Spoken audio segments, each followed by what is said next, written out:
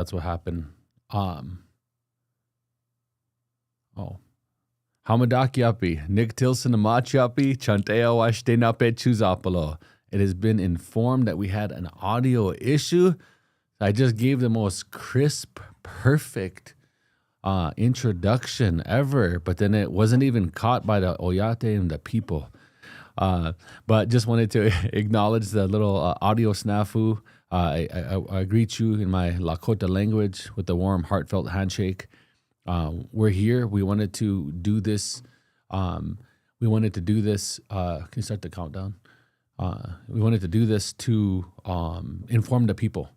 There's all the media that reaches out, but what I, really care about at the end of the day is to inform the people, inform the Oyate and the grassroots people everywhere, to give an update.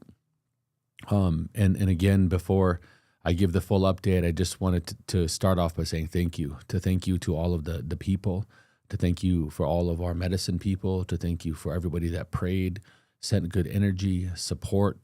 It has meant the world to me. It's meant the world to me to be supported by my community and my people during this trial and during this journey. I also want to thank all kinds of other people from different movements that have expressed solidarity. Not just people, across the Osheti Shakoi, but throughout the indigenous world, but also in different movements and organizations have reached out to give support of myself on this journey, and it means a lot to me. It has given me the strength to keep moving forward. So I want to jump into the what this means. Yesterday, this trial was a trial that was stemming from an issue that happened in 2022, and charges that were brought forth in 2023, and it's 2026, and we were on trial this week. And there was a mistrial that was that happened, and the mistrial was a result of a hung jury, and a hung jury means that they couldn't come to a consensus decision. There's 12 jurors in the case, and that they need full consensus of all 12 jurors to either convict or to do an acquittal, and they were at an impasse, meaning that they couldn't all agree. And as a result that they couldn't all agree to either dismiss or acquit the charges or convict, it resulted in a mistrial. It does not mean that my charges have been dismissed.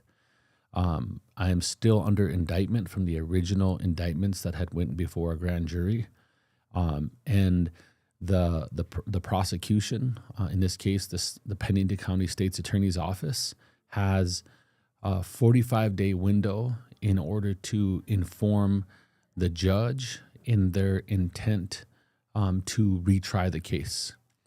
They have the right to retry the case. The current indictments against me still stand. I'm still under indictment, and it's up to them, if they want to retry the case. My hope is that they don't. My hope is that they feel that they have, expended enough of, Pennington County taxpayer dollars on this effort to prosecute me, and it resulted in a hung jury. And my goal is, and my hope is that they move on to other things, and that I'm able to move on to other things. And so that's kind of where it's at right now. We have this window of time in which they're going to make that decision. There's various different things that can happen in this window of time. They really won't bring new charges during this time, but they could engage in conversations with myself and my attorneys on a deal. They could drop the charges. They could choose not to meet the deadline and to not actually pursue the charges at all anymore, or retry the case, and that's where things stand. So it's interesting. It's not a clear win, but it is a step in the right direction. That after years and years of a legal process, went before a jury that through a process that was selected. All the jurors were members of the Pennington County citizens of Pennington County, and we presented our evidence. They presented our evidence. I testified on the stand, and as a result, they ended up at a hung jury. And so this is where we stand at the present time. And so it has been a journey. I'm tired, I'm exhausted, but I am also very relieved and have lots and lots of gratitude for the support. The courtroom was packed by elders, members of the community, supporters, comrades, people who love and care. And it was touching to me, and it gave me strength to face this head on, I think that we should have the right to have cop watches. I think that if you look at the history of movements, you look at, the history of the Black Panther Party, the history of the American Indian movement, the history of La Raza, all these movements, many of them started cop watches at the very beginning of them to protect their communities. And I think that is a right that we should all have. And it's a right that we should continue to exercise. And it's a strategy that continues to make our communities safer, not only just safer for members of the community, but also safer for law enforcement. It creates accountability for law enforcement. It creates accountability when people in the community are watching out for each other. And it creates a safer environment all around. And I think that we as a people should continue to do those things. And we should do those things in a good way. I wanted to send a special thank you to my legal team, John Murphy, Bruce Ellison, both of them who did a great job of supporting me, representing me. Want to thank the teams of people here at NDN Collective that organized here, the staff of NDN that helped create avenues for people to be able to support and to organize here, helping with logistics for elders, taking care of our people, feeding our people.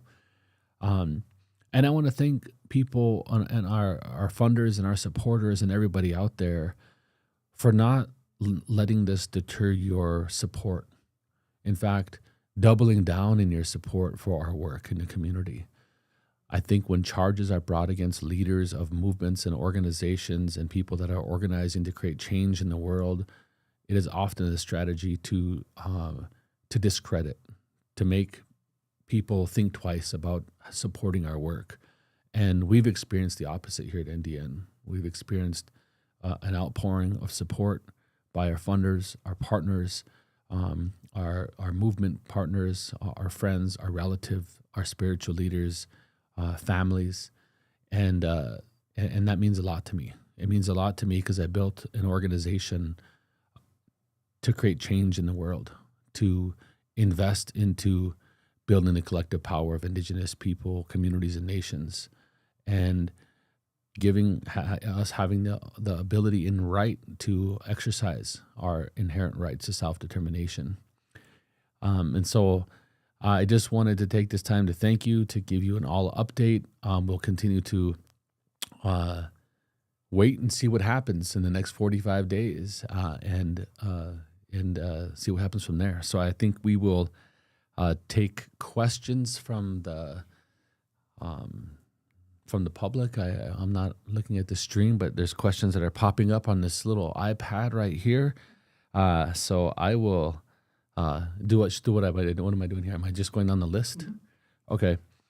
Well, what's next for NDN? I first want to say it's what's next, but it's also what we've been doing.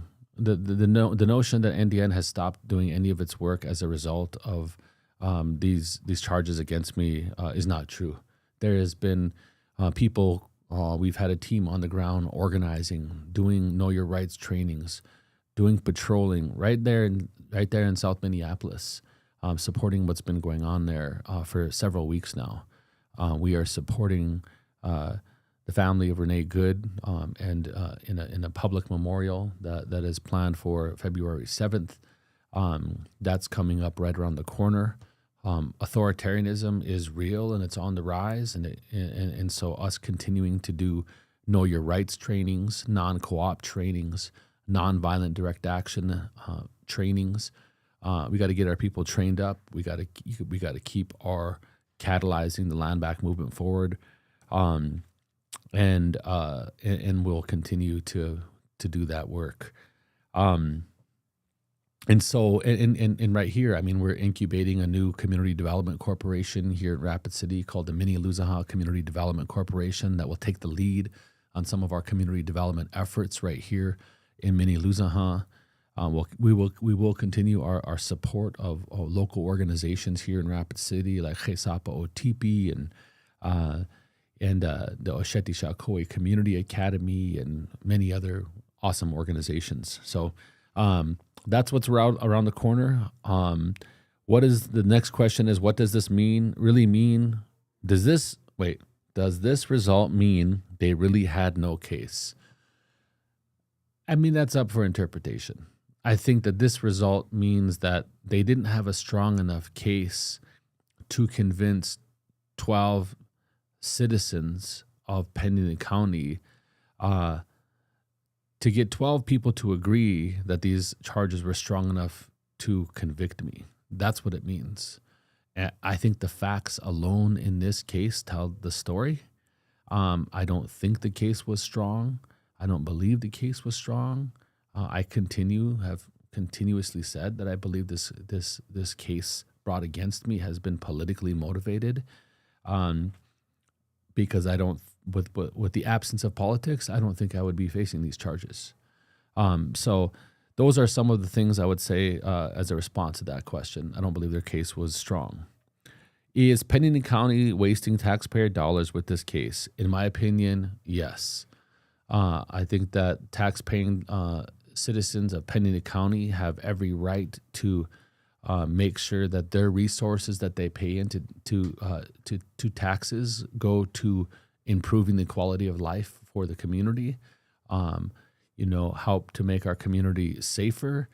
And I think that if you think about what's happened here, the Pennington County State's Attorney's Office has started expending resources and effort into this since 2022. That's 2022, 3, 4, 5, and now we're in 2026.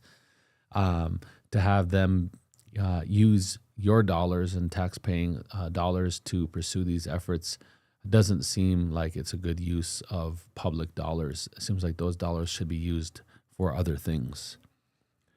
Was there any natives on the jury to get equal representation?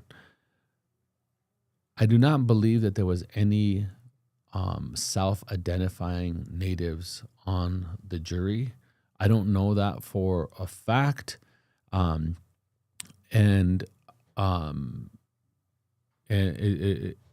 They fill out questionnaires, and those questionnaires aren't open to the public. And so I'm not at privy to, discuss any of that information that was in there. But there wasn't a bunch of natives on the jury. And I will say this to the people, some of my comments and some of the things that I'm saying on here, I'm being very careful right now in this period of time too, because I still am under indictment. And so I'm trying to thread the needle here and be transparent with the people, because I think it's important, while at the same time I have to make decisions to protect myself because I'm under indictment too. So is it double jeopardy if they appeal? No, it's not really a reappeal. I would say I would frame the question like this. The prosecution has 45 days to decide to retry the case. That is a legal right that they already have because the current indictments are in place. Yeah, that's how I'd answer that question. Yeah. Last question is, what else can we do in the next 45 days to help? I think some of the things that people can do, I think that particularly, specifically, tax-paying citizens of Pennington County, people who live in Pennington County, who pay taxes in Pennington County, to contact the county commissioners, to contact the state's attorney's office, and tell them that you don't want your resources to be spent on pursuing, this case, that you don't want your tax-paying dollars to be used to retry this case. I think it's important. The Penney County State's Attorney's Office is accountable to the voters of Penney County at the end of the day, and I think that's where I would have people spend their time, energy, people that live here, work here, that pay taxes here. That's one of the biggest ways. I think people can continue to contribute to the NDN Legal Fund, the effort to try to deplete resources of NDN while we're fighting this and battling this has been a tactic and a strategy. And so contributions to the NDN Legal Fund at ndnlegalfund.org goes into resources that can help support legal strategy here at NDN. We also use that fund for other things. We use that fund for duty of care for members of our community, and we use it to protect our people and community. So any leftover resources that don't get used to support me in this effort, they actually go back into that fund and get recycled for other efforts around duty of care.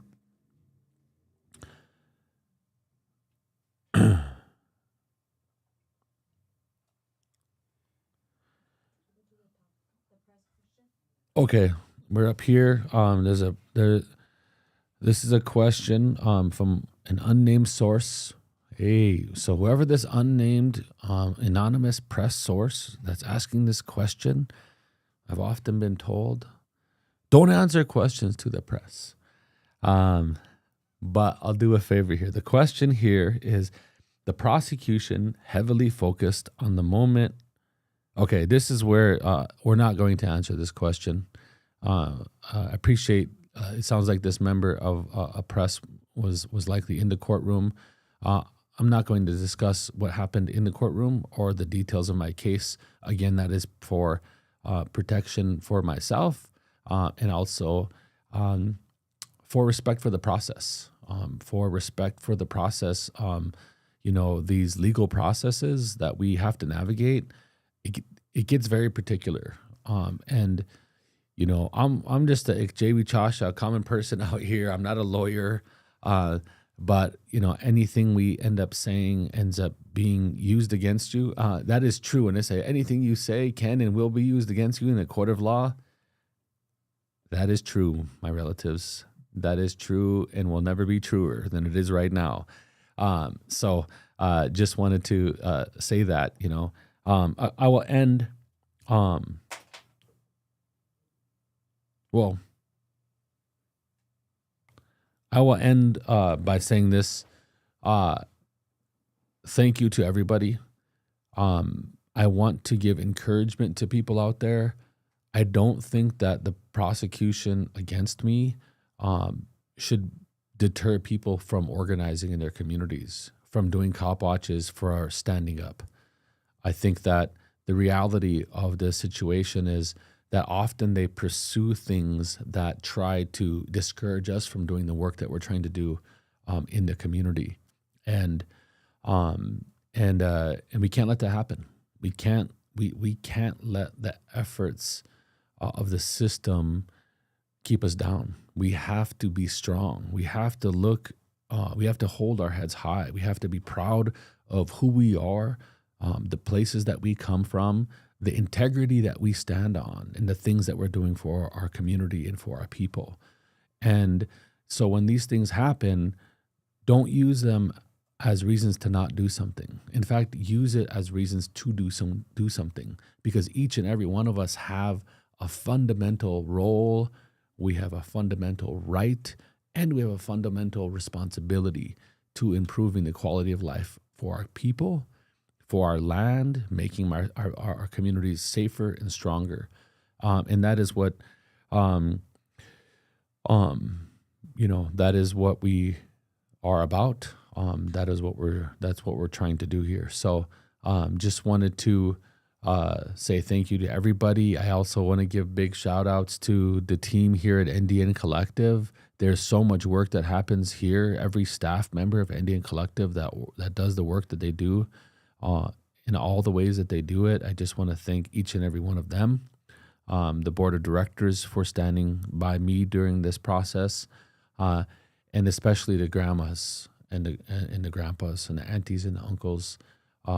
They came here, they supported me, they stood by me, they prayed with me, they encouraged me, and that means the world to me, because every single thing that generation has done has created the opportunity for us to do what we are doing now here today.